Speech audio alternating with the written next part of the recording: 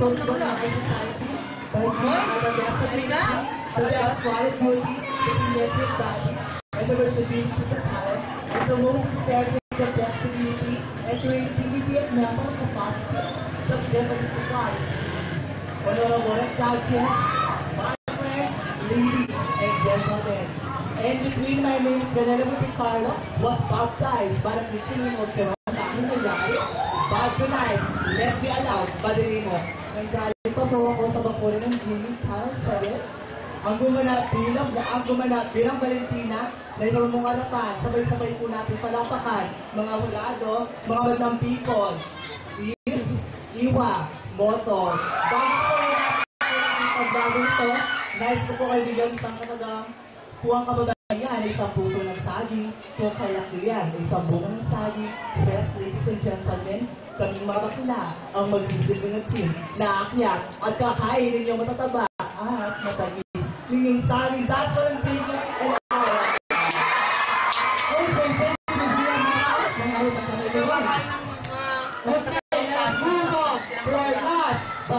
and candidate number 7, Miss Tuva Montaleda.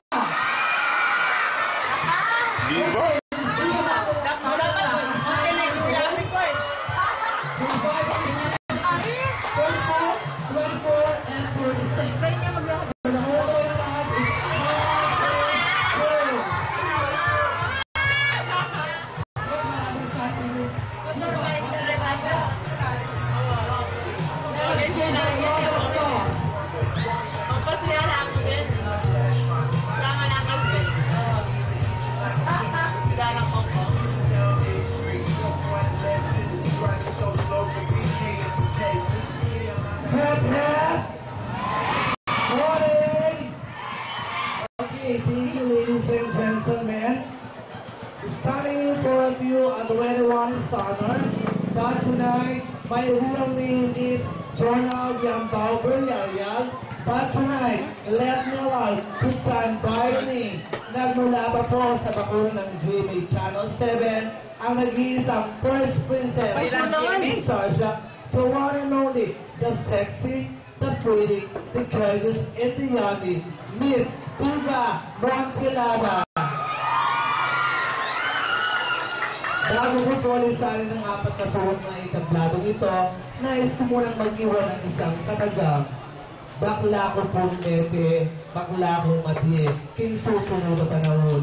Mga tungo na mga lalaki sa lupa ko, boto impantunan ko, nasarapin niyo and good evening. Hey!